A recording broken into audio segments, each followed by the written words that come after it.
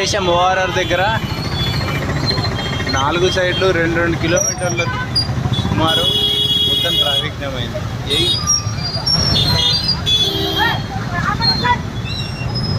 ఇది రోజు పరిస్థితి.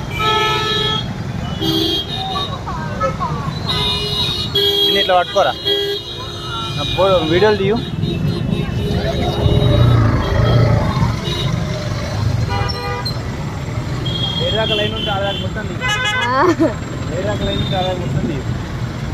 ఎందుకు